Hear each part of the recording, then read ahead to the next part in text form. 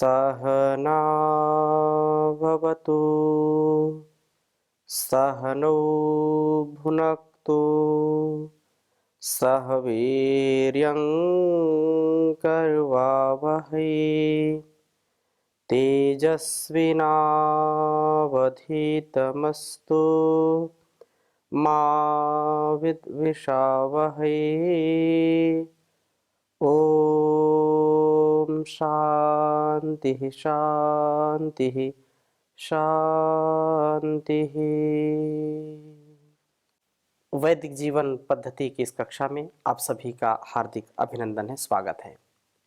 वेदो अखिलो धर्म मूलम, वेद सब सत्य विद्याओं का पुस्तक है। वेद का पढ़ना पढ़ाना, सुनना सुनाना तथा अपने आचरण मिलाना हम सभी श्रेष्ठ जनों का, आर्यों का परम कर्तव्य है। अपने निज कर्तव्य को हम कैसे जानें? जब तक हम अपने कर्तव्यों को नहीं जानेंगे, जब तक अपने को सुसंस्कारित नहीं बनाएंगे, अपने इस सांसारिक आध्यात्मिक जीवन में उन्नति के लिए हमको ऋषियों का ज्ञान, वेदों का ज्ञान जरूर आत्मसात करना होगा, जिससे हम अपने कर्तव्यों का ठीक ठीक पालन कर सकेंगे। और यह श्रुति, यह कल्याणी वेदवाणी हमारे स्वधर्म का, स्वकर्म का दिग्दर्शन करने वाली यह वाणी है, यह विद्या है। थोड़ा समय लगा करके हम स्वाध्याय जरूर करें और इस वेद के अध्ययन से, इसके सुनने सुनाने से, पढ़ने पढ़ाने से हमारे ज्ञान चक्षु खुल जाते हैं। हमारे सामने जो तिमिर होता है, जो अंधकार होता है, वह पर्दा, वह अंधकार स्वयं छट जाता है, हट जाता है। निरंतरता से हम ऋग्वेद का स्वाध्याय कर रहे हैं। आज 8वें मंडल के 33वें सूक्त का 19वां मंत्र आपके समक्ष रखूंगा, जिसमें एक जो सुशील और बहुत ही शुचिता, पवित्रता से, कर्तव्य निष्ठा से अपने गृहस्थ जीवन का निर्वहन करने वाली जो देवी है, जो पत्नी है, जो पतिव्रता स्त्री है, उसके क्या गुण हैं, क्या गुण होने चाहिए, यह बहुत ही सुंदर प्रसंग है। बहुत सुंदर यहाँ पर यह उपदेश दिया गया है। निरभिमानिता व शालीनता, ये दो गुण विशेषकर उस पतिव्रता स्त्री के जरूर होने चाहिए, जो स्वयं अपने जीवन को और अपने घर परिवार और संपूर्ण जो संबंध हैं, जो उत्तरदायित्व हैं, उनका निर्वहन बहुत ही यशस्विता के साथ करे। उसके लिए बहुत सुंदर आज का जो परिवेश है, उस परिवेश के लिए भी यह एक सीख है, यह एक शिक्षा है। यदि हम इसको समझ करके जीवन को जिएंगे तो निसंदेह घर स्वर्ग के समान बन जाएगा। पतिव्रता स्त्री और जो पति है, उसके लिए भी उपदेश है। निरंतरता से हम पढ़ ही रहे हैं। तो प्रथम वेद मंत्र लिखता हूं, फिर आगे चर्चा करूंगा। ओम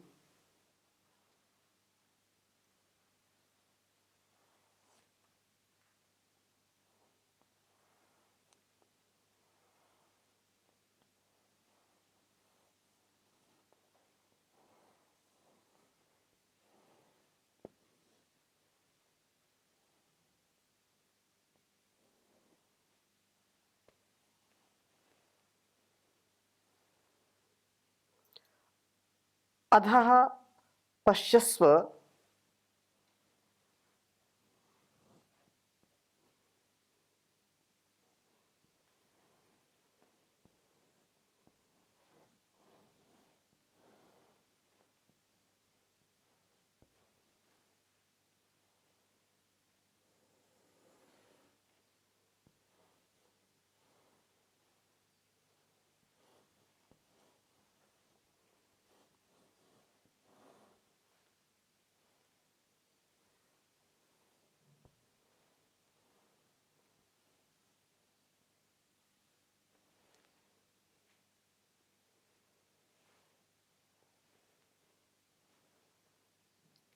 मोपारी,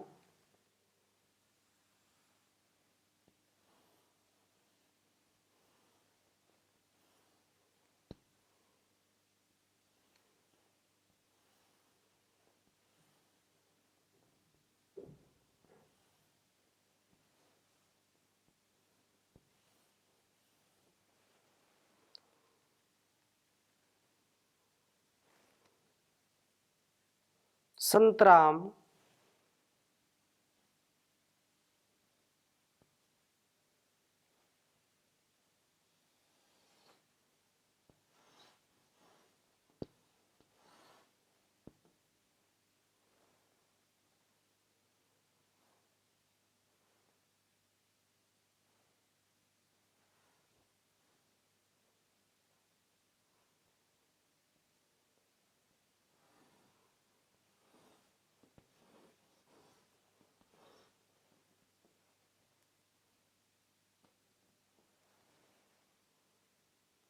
पादकौहर,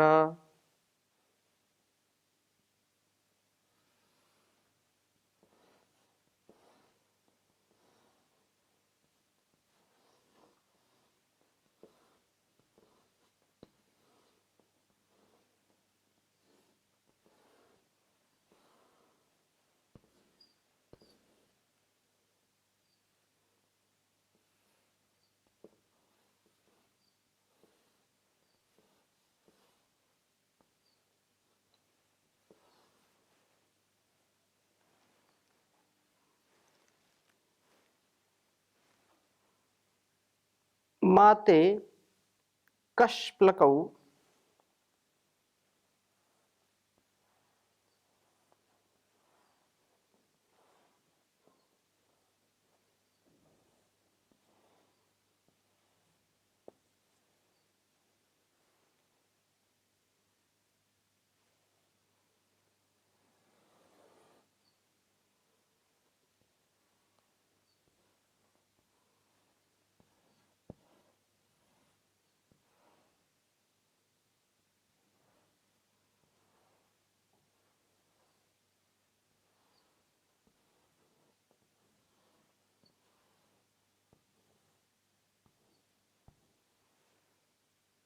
कशप्लकौ, दृशन स्त्री,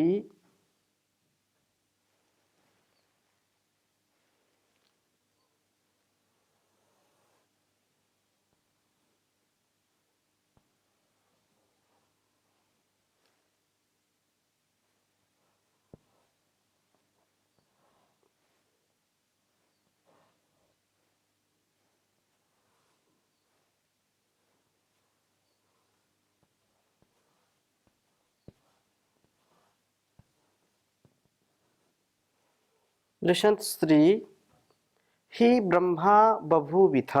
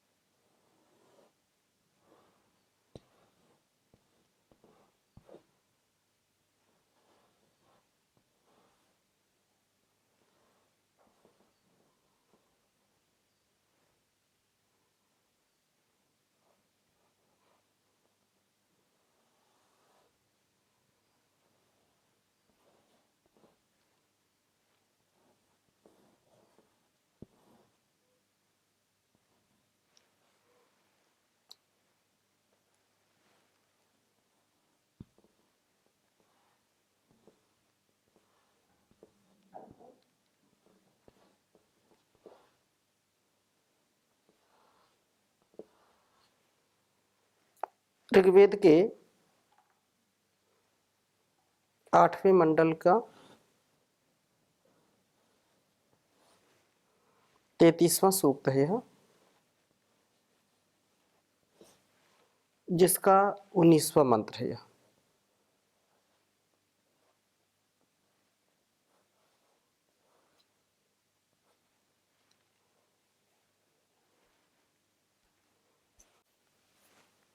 बहुत ही सुंदर वेद मंत्र है यह। मातृशक्ति को गौरव देने के लिए एक सच्ची स्त्री, पतिव्रता स्त्री का जो गौरव होना चाहिए, वास्तव में इस वेद मंत्र में वह दर्शाया गया है। ओम अधः पश्यस्वमोपारि संतरां पादकौहर माते कशप्लकौ दृशंस्त्रीः ब्रह्मा बभूविथ। ओम अधः पश्यस्वमोपारि संतरां पादकौहर माते कशप्लकौ दृशंस्त्रीः ब्रह्मा बभूविथ। बहुत ही सुंदर बात कही है। स्त्री ही ब्रह्मा बभूविथ।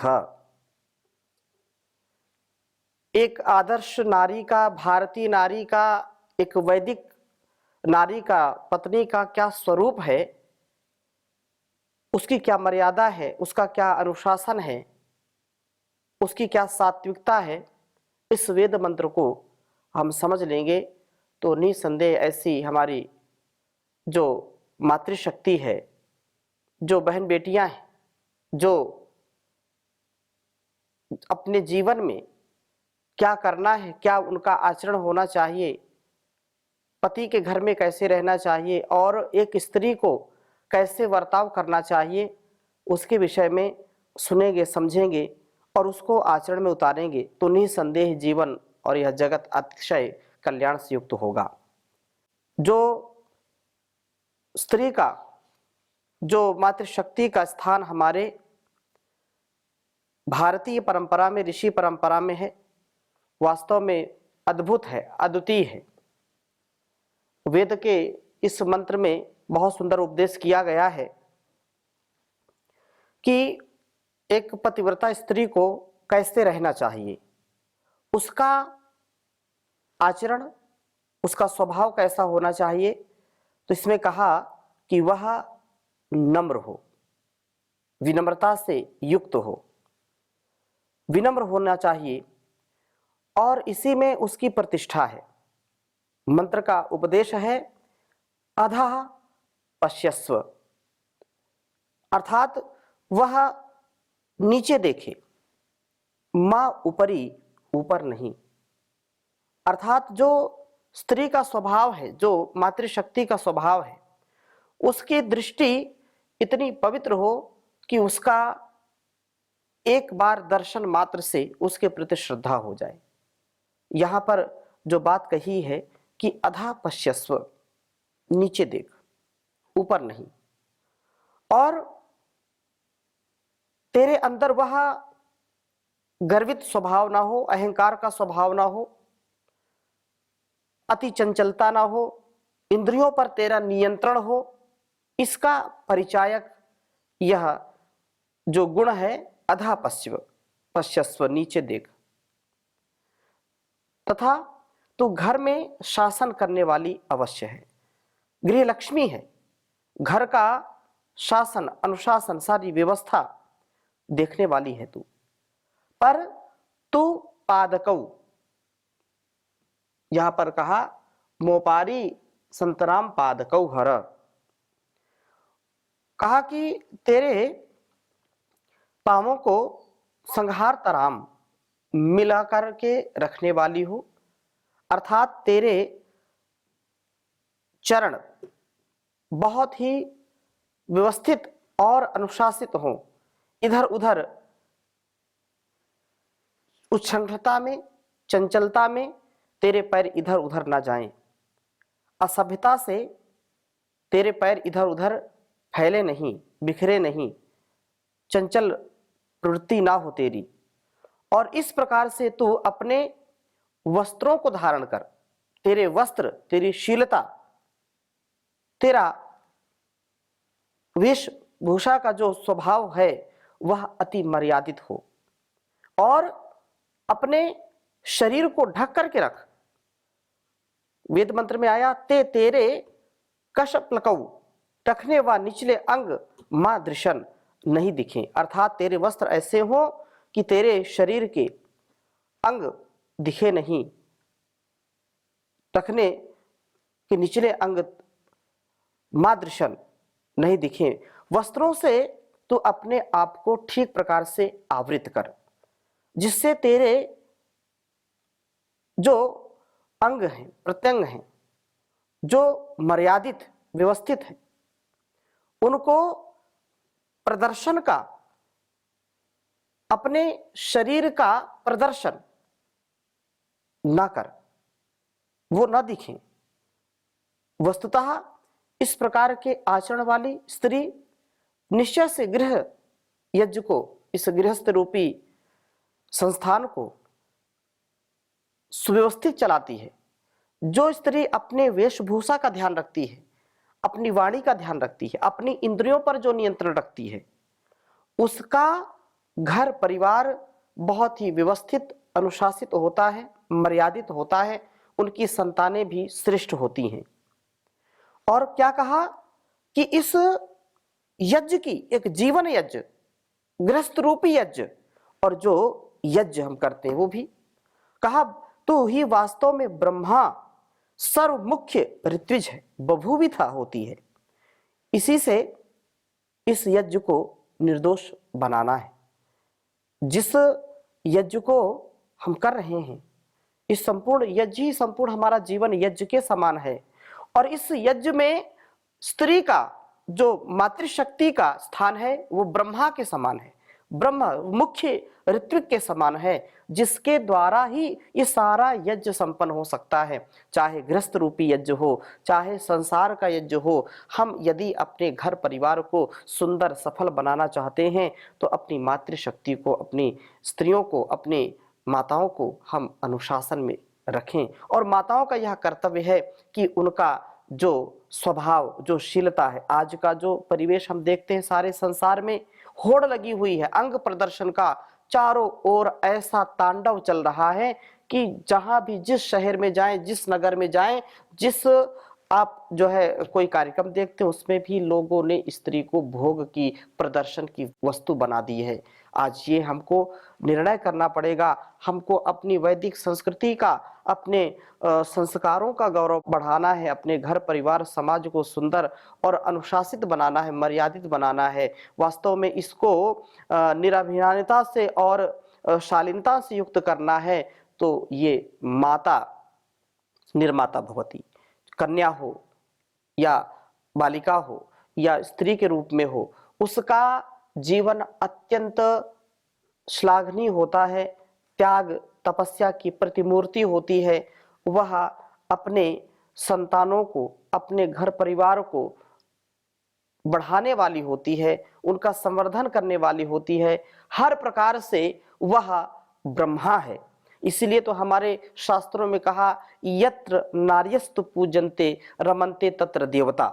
जहां पर नारियों का सम्मान है, स्त्रियों का सम्मान है, मातृशक्ति का सम्मान है, वास्तव में देवता वहीं पर वास करते हैं, देवत्व के गुणों से सबको युक्त करते हैं, सबके अंदर वो धीरता, वीरता, गंभीरता का पुट देते हैं। लेकिन जो इस प्रकार से जीते हैं, उन्हीं को, जिनके जीवन में यह स्वधर्म स्वकर्म नहीं है, वह कभी भी अच्छे नहीं बन सकते हैं। तो स्त्री का जो स्वभाव होना चाहिए वो निराभिमानता का, शालीनता का, और गृहस्थ यज्ञ की ब्रह्मा बनती है। वो उससे बढ़कर के कोई त्यागी तपस्वी नहीं होता, जो प्रभात से लेकर के रात्रि शयन पर्यंत अपना संपूर्ण अस्तित्व सेवा में लगाती है, और जिस भी उत्तरदायित्व को निभाती है, प्राण अर्पण से निभाती है। कभी भी उसका मूल्यांकन कम नहीं करना चाहिए। उसका मूल्यांकन तो, उसकी सेवा का मूल्यांकन, उसके स्वभाव और उसकी तपस्या का मूल्यांकन हमको सर्वोपरि करना चाहिए। यह हमारी वैदिक परंपरा है। गृहस्थ यज्ञ को यही निर्दोष व निर्विघ्न बना करके पूर्ण करती है।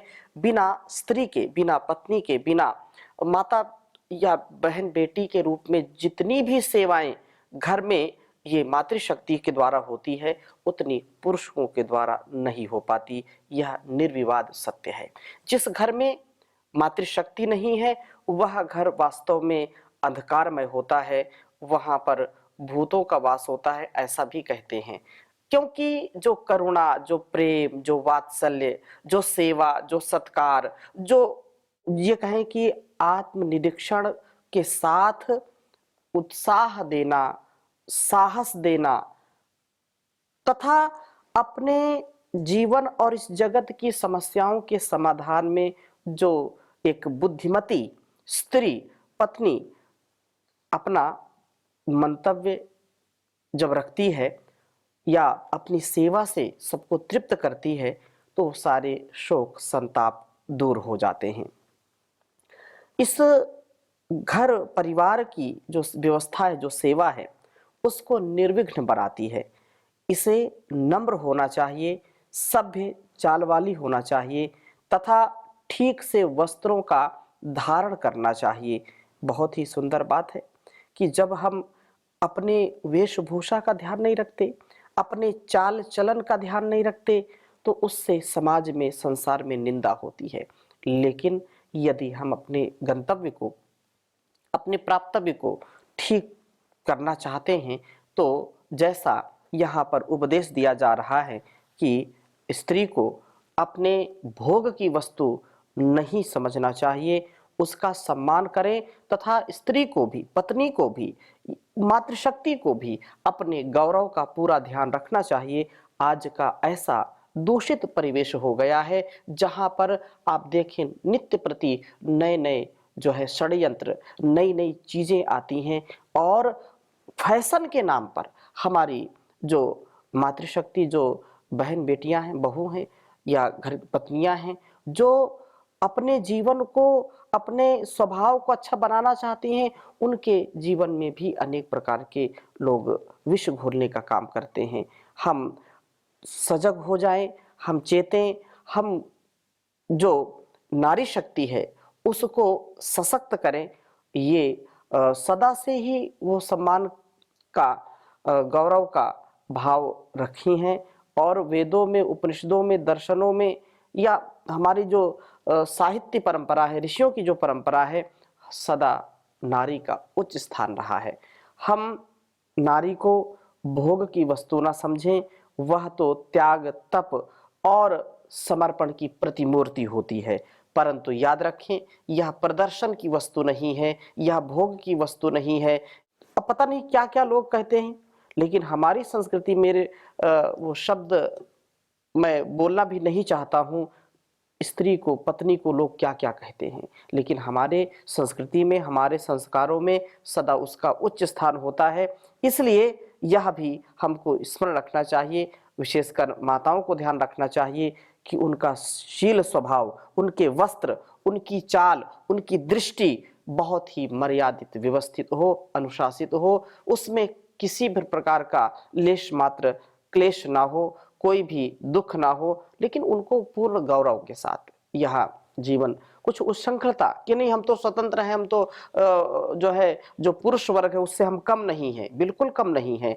वो प्राचीन काल से ही युद्ध की कला में हमारे देश में वीर, वीरांगना, ऋषि, ऋषिका, ये सब जगह बोला जाता है और हमारे ग्रंथों में भी सदा ही, चाहे वो रामायण काल की बात हो, महाभारत काल की बात हो या आज के आधुनिक काल की बात हो, भारतवर्ष तो सदा ही स्त्रियों का, मातृशक्ति का सदा मान रखा है।